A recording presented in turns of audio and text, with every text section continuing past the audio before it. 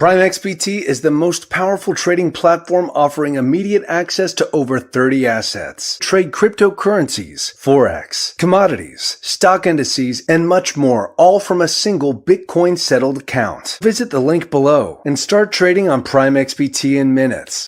Birb Network is an interoperable DeFi ecosystem offering token pre-sales, staking as a service, project incubation, and much more. Visit thebirbnest.com/Ferrum. Globe is a crypto derivatives exchange offering up to 100 times leverage on crypto and DeFi perpetual contracts with Bitcoin collateral. Sign up today at thebirbnest.com/Globe. Radix is the first Layer 1 protocol built specifically to serve DeFi. More information at thebirbnest.com/Radix. YFDAI is democratizing finance by creating the most secure, transparent, and user-friendly ecosystem of DeFi products. To learn more, visit thebirbnest.com/YFDAI. Okay, everybody, it's CryptoBirb Adrian speaking. Welcome to today's live stream. I'm very happy and very excited because we have a very, very, very special guest, my good friend, Piers, the CEO of Radix Protocol. How's it going, Piers? How are you doing? Hey, man, it's good. It's good to be back on the show. How are you? Yeah, doing really good. I'm really excited because last time when we talked, that was a couple of months ago, right?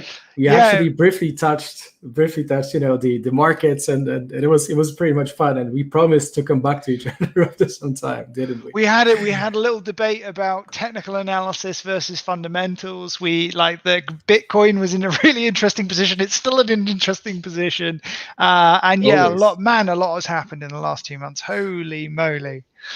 Oh yeah, that holy moly! That's actually what nice way to put it. But I truly am excited. Not only for the markets, because of course that's kind of like a elephant in the room for so many projects. Actually, for every trader, pretty much like just every project that there exists needs to have their emergency kind of like a program and emergency management kind of like gatherings and whatnot to be able to somehow sustain the growth through these market crashes, right? It's very hard to actually make project and run the company, which is very resistant to actual crashes when it happen on the market. And somehow I've found that Radix is doing pretty good the market. That is well, I mean, it's like we're lucky in that we've been building for a very long time, right? And so we keep having things coming out that the market seems to be responding very positively towards. We're just about to go live with our mainnet that goes live next week.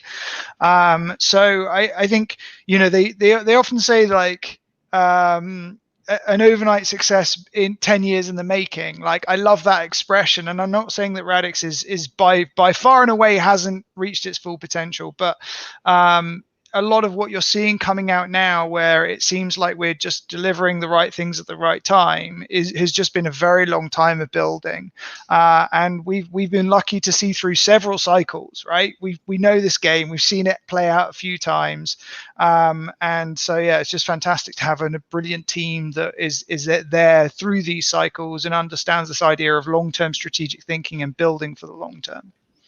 Yeah, that is actually well interesting that you're bringing this topic, because recently I had the podcast with Legacy Network, and we were actually discussing again how probably the most important element to your plan, to your strategy growth as a crypto project, as a crypto company, is this resistance to the volatility, right? Because the volatility can actually work in your favor, but more often than not, it kind of like disrupts the market to an extent that lots of projects fail, right? Which is for why I'm very happy that Radix, just performs so well no matter the market, let's say, disposition. But moving kind of like the thing straight to the main meat, to the main topic, to the main merit, I definitely want to talk to you. And having you on the show is already very big generosity, knowing that you are very busy, especially with the upcoming mainnet. And I'm going to briefly touch upon that. But man, I really want to tell you that I love your transparency reports. I The really Radix love reports, the transparency. Yeah, I really love the transparency reports. From Radix, like literally laid out point by point, bullet point by bullet point. There's so much clarity of what's going on how fast the progress actually evolves. I'm such a big fan really for that. So well done to start with.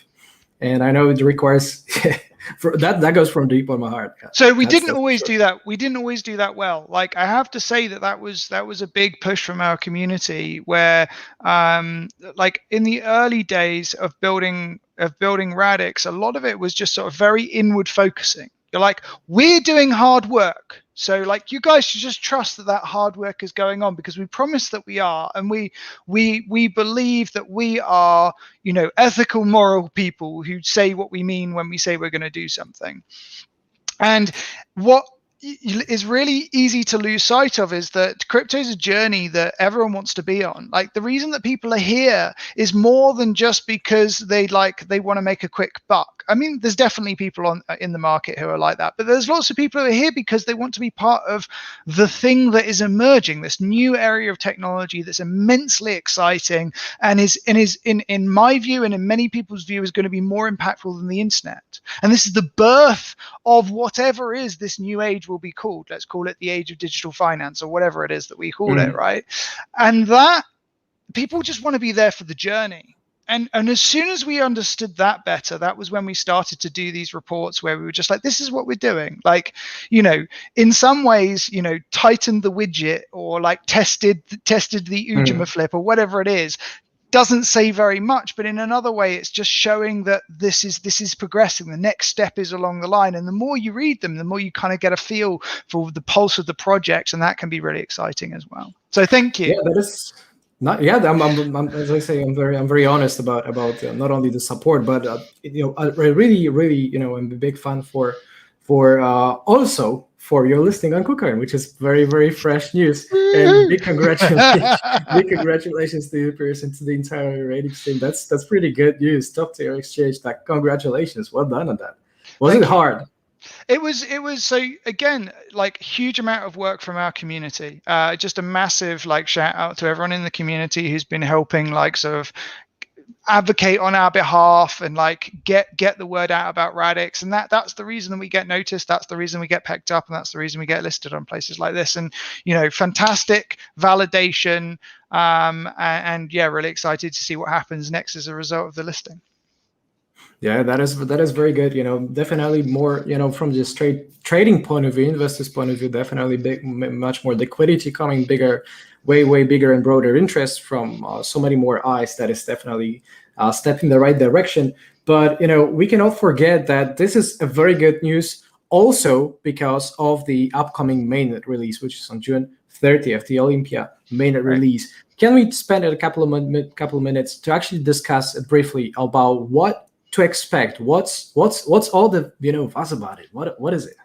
Sure. So Radix takes a careful approach to how we build and engineer things. You know, we have not been around for a short amount of time, and Olympia is essentially we've done 2 months of beta net testing. And now Olympia is the first public network that Radix is launching. And it's launching several new things, one of which is our consensus algorithm. Another of this is something called the Radix engine, which is the way in which we create guarantees around security and execution time that is massively higher than anything you see in Ethereum.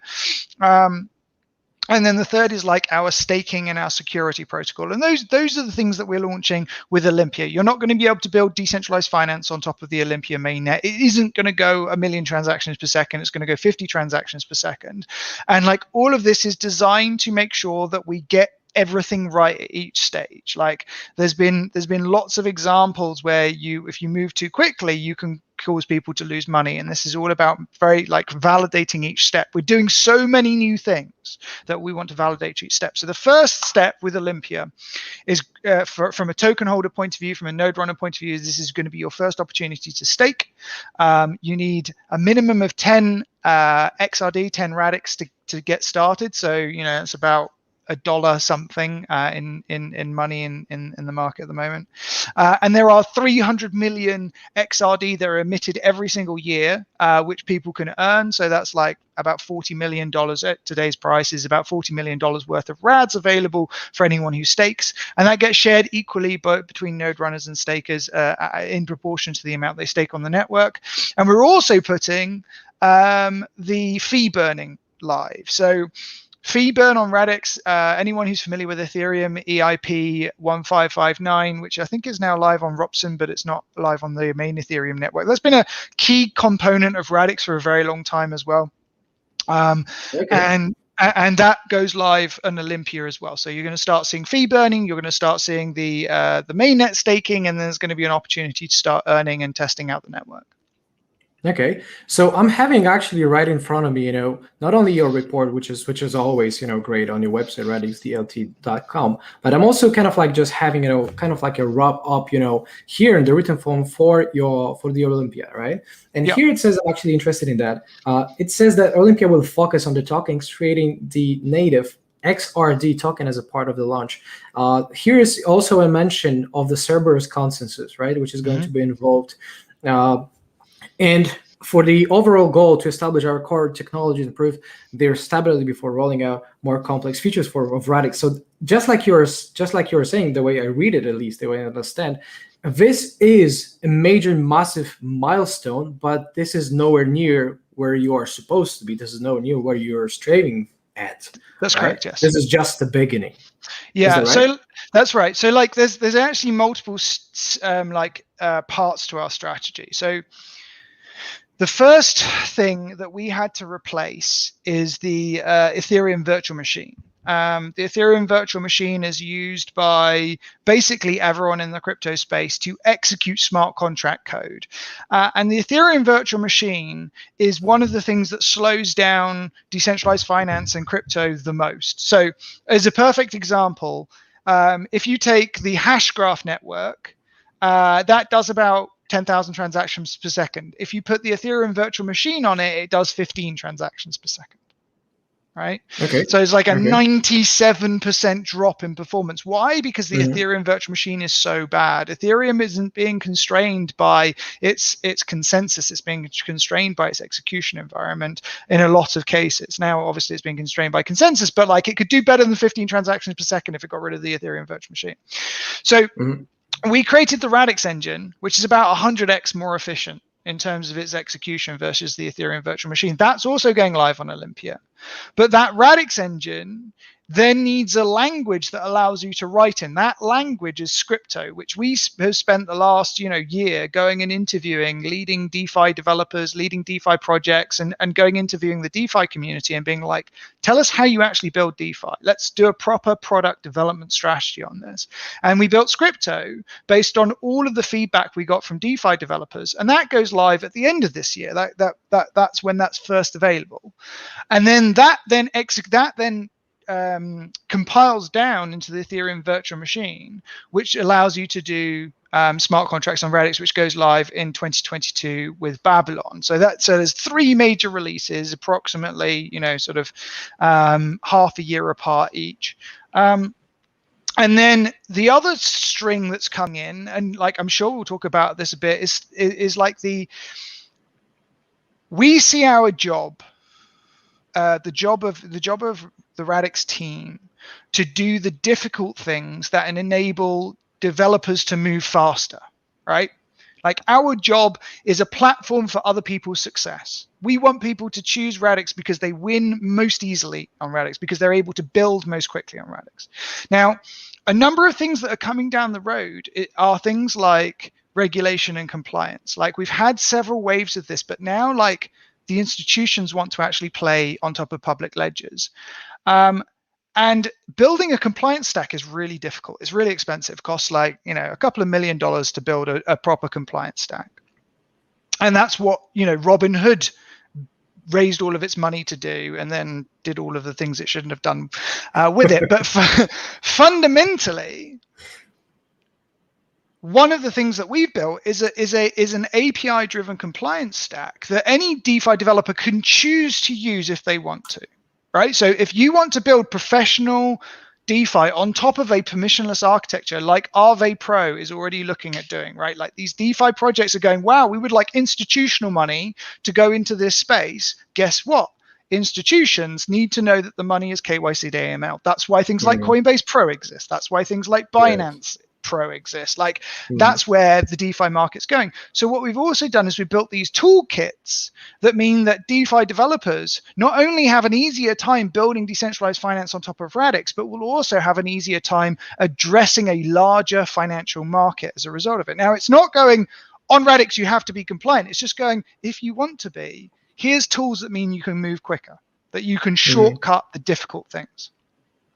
Yeah, that is, shortcuts, right? This is actually what makes everybody, feel better in business in general, right? The business is all about the efficient shortcuts somehow. And speaking of it, right, we have actually just, a brief moment to discuss the cross-chain, the cross-chain for the native XRD, which we briefly already touched upon. And this goes with the Instabridge and Instapass. Could you tell me and all the viewers a little bit more about this part?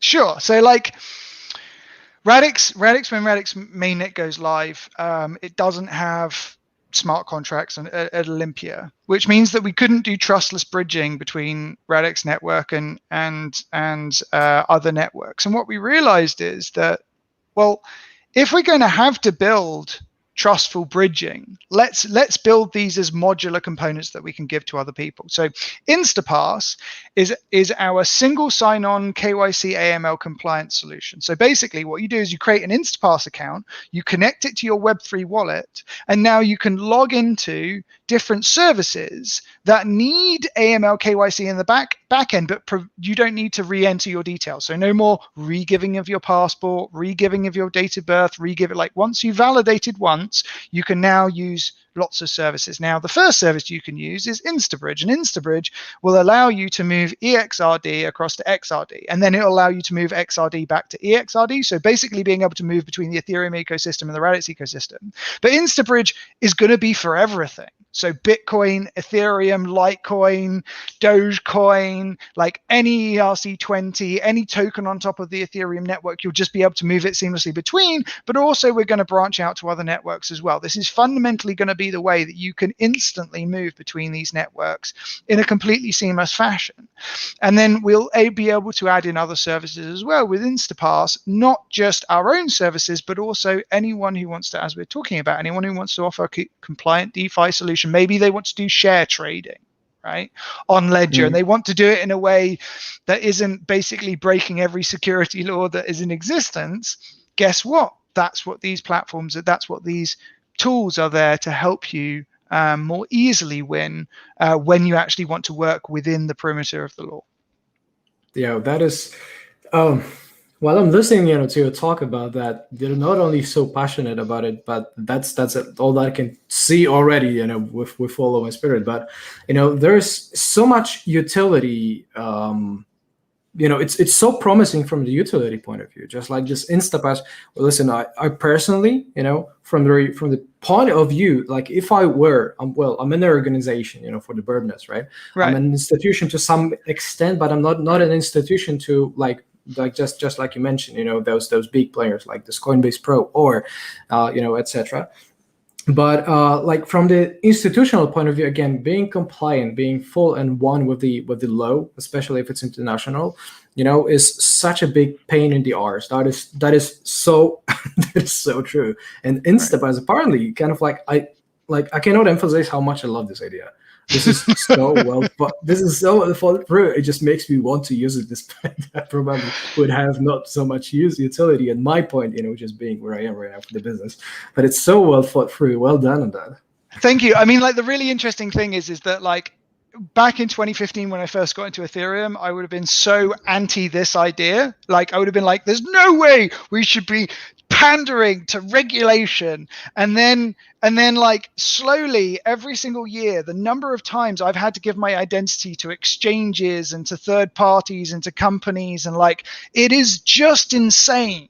And like every single one of those companies has a reason that they need it. They need it because that is the law. They have to comply. And if you want to do business that isn't just a few tens of thousands of dollars, but is millions of dollars, that instantly comes into play.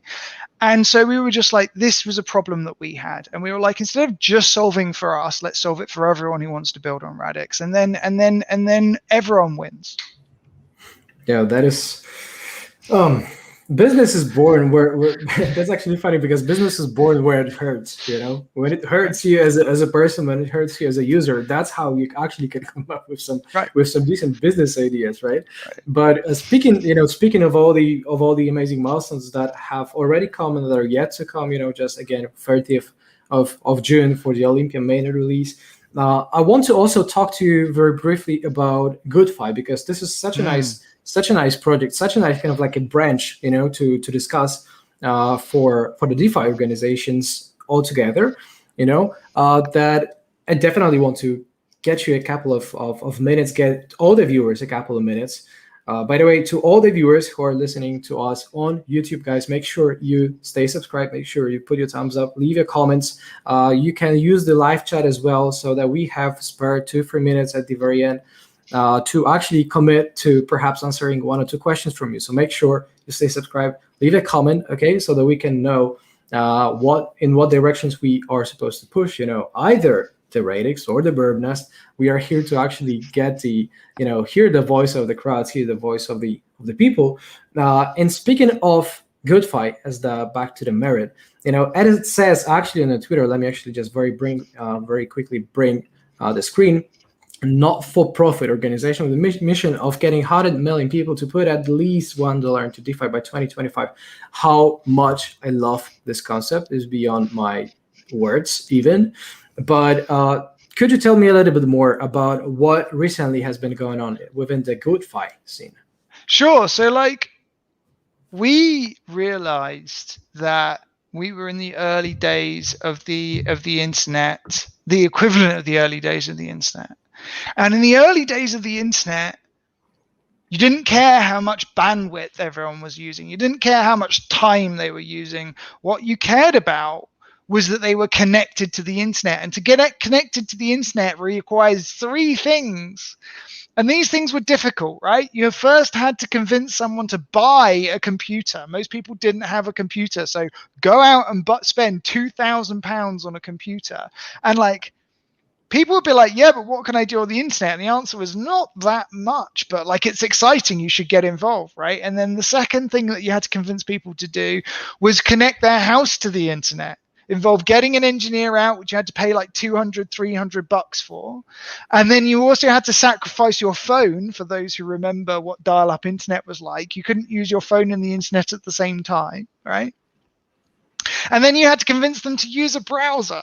And it's just what's a browser? Completely new piece of software. We're at the same stage with DeFi. You need people to have a crypto wallet that can connect to Web3, that is able to connect to DeFi. You need to have crypto in that wallet. You got to buy crypto, difficult process. And you have to then choose a DeFi application to put money into. Every single one of those things are complicated, difficult to explain, and have a very high barrier to entry. And GoodFi, we just were this needs a industry-wide consortium. Approach. Yeah. So we went to Aave, we went to SushiSwap, we went to Chainlink, we went to MStable, and 24 other of the leading projects. And we were just do you want to be part of this? Shall we focus together? Forget fighting with each other. Shall we just focus together on making a bigger industry? And then we can fight about who wins the customers. But fundamentally, let's address the problem, which is that those 3 things are really difficult and people don't have good ways into it. So GoodFi was established to create the learning materials that were necessary to bring people easily into DeFi, to give them an easy jumping off point. In fact, in the next month, we will be launching our GoodFi matchmaker, DeFi matchmaker, which helps you get matched to the best opportunity for you to get started with, right? So we're not going to go, here's the 2,000% yield farming. It's going to be here's the Ethereum USDC pool on Uniswap. That might be the right thing for you. And so that's why we created it, because we recognize that we need to increase the total addressable market of DeFi and think about the noob user, because everything in crypto is focused on the hardcore user. If you don't understand what being a DeFi degen is, then I'm sorry, this blog post isn't for you. And that's the majority of content. Yeah, it's very exclusive, right? What DeFi, what GoodFi is actually bringing, from what I understand, again, like being the somehow voice of the people, perhaps to some extent, is that you are trying to unite the space, that you are trying to build a constructive bridges between many different projects in order to fight against, or should I say, not even fight against, but strive towards getting the final mission, which is the adoption, right? To everybody. Right. And I personally love this approach, and I cannot emphasize again just from how much I love that approach from the business point of view, just itself, that I really believe in constructivism, right? Like being constructive, right? And the constructivism for the business, right? Competition is one, but you can only learn about the synergy effect that 2 + 2 = 5 when you work together, right? And that's where the miracles happen. So you really have you ever watched Vikings? Of course. Okay, so Ragnar Lothbrok, at the start of Vikings, in one of the first or second or third episodes, there's this bit where they just have a battle on the battlefield, and then he's like, why are we doing this? Why are we fighting over this crappy bits of land when there's all of that land out there that we can go and conquer? Why don't we all get together and go and conquer that land? And it's like the global financial industry is $960 trillion, right? $960 trillion. And we're kind of just fighting over this tiny little slither of it. And actually, the world is crying out for better finance. The finance on the whole for most people in the world kind of sucks. And for a few people, it's okay. Mainly Americans, actually. Americans have pretty good financial choice by and large. But if you go to other countries, it drops drastically. Even England, which is a fintech leader, still sucks. Share trading sucks in the UK compared to what you get with things like Robinhood.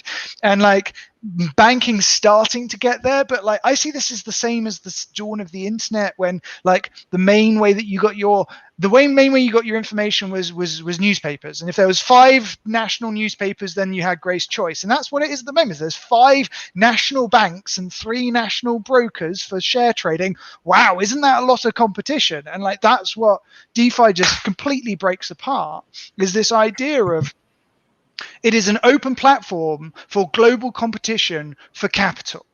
And it's the internet was a global platform for open competition for user attention. That's what it turned out to be, right? User attention. And now it's a global competition for capital in a digitized, fully open, permissionless environment. And that's what we're going after. So let's do that as an industry. Let's work out ways of doing that as an industry. I love it. You do sound like Ragnar Lothbrok, that's for sure. I love this series so much. You would be, you wouldn't believe how many people actually sent to me the other day the picture of Ragnar Lothbrok, with his face next to mine. that was literally so funny. But you need to get some great skull tattoos, and then you'll be maybe. Absolutely on point. Maybe I'll think about that. But there's about 2, 3, 4 minutes left that we can actually just spend on the questions from the people. So how about we pick a couple of them and perhaps go straight to answering them, Piers? Is Eric okay with that? Let's do it. Okay, cool. So there is a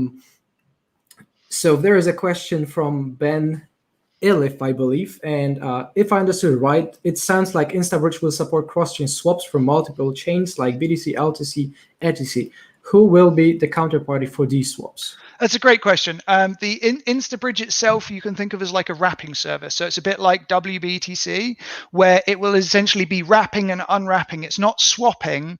It's taking a non-native asset and it's wrapping it onto Radix as a native asset. So BTC will become our BTC on Radix, and Ethereum will become our ETH on Radix. And then if you go the other way, then it's the other way. So the counterparty, we're using a leading custodian called Trustology, and we also work with Copper, which is a custodian entity in the UK,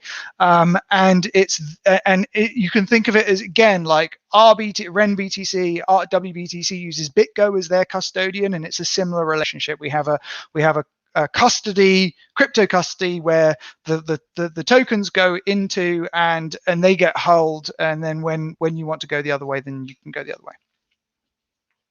Okay. I take it as a response. It's also the question from the same Ben. Will Radix hold all the coins in the treasury? Are they partnered with an exchange to sell at market? So we already hold other coins in our treasury. We hold 15% of our treasury assets is Ethereum, 15% is Bitcoin, and 70% is stable coins. We also then put those into sort of yield so that we're able to earn 10% on those assets. Will we add other tokens in addition to that? But potentially, like right now, we're not really focused on this so much as just making sure that we launch smoothly, and we'll develop a more robust treasury strategy sort of after we've got the tech out. But yeah. Are we partnered with an exchange to sell at market? No, we're not partnered with an exchange to sell at market. We essentially just hold our assets on book at the moment. And again, we'll come with a more robust treasury strategy once we've got the technology out. Okay. There was also a question somewhere in the chat which I cannot help but ask. There was if Piers has a special method to hold his hair like that, glorious with the new headphones. And suddenly I wonder why nobody asked me that question. Right? No, I have no secret for my hair. I'm sorry. All I do is I just get up and I'm this fabulous in the morning every morning. I love it. That's the way you live. That's the way you kind of like want to perform. Everybody, this is my kind of like final reminder to for everybody listening listening out there, be it on Twitter, on the Birb Nest Twitter, on CryptoBurb's Twitter, on my own personal Twitter account, or on our official YouTube account. Guys, if you enjoy this webinar, these types of webinar for what I have interviewed Piers about, make sure to leave a thumbs up, leave some comments so that we can come back to you and also come back with answers if you ask some questions that are really burning but they perhaps didn't make it for the show. Make sure to stay subscribed for the upcoming releases as well, because just like this very gem interview that I had just with Piers about all the things that we discussed, coming from the reports, from the listing on KuCoin, from Instapass, Instabridge, GoodFi, Olympia Mainnet. There's been so much, and we managed to actually compress that somehow in a beautiful manner with with the great help from Piers. Guys, like, what can I say? I'm so happy to be a supporter for Radix. I'm so happy to be friends with Piers. I can tell there is an amazing spirit. I can even tell we are sort of like, business soulmates, if you will. I perfectly understand you almost with other words. I know what you're trying to say. I perfectly know the vibe. Guys, what can I say? Ladies and gentlemen, Piers of Radix, Piers Ridyard has been our guest. And thank you for coming over. Thank you for making this day better for us, Piers. Thank you for that. You're very welcome, and thank you so much for having me on the show, as always. It's always a pleasure to be here. Amazing. Thank you, everybody. That's all that we got for you for today. Make sure to stay tuned for the June 30th Olympia Mainnet release. And for the upcoming videos, stay subscribed, leave a comment, and I see you guys on the next one. That's all for today. Cheers. God bless you. Bye-bye.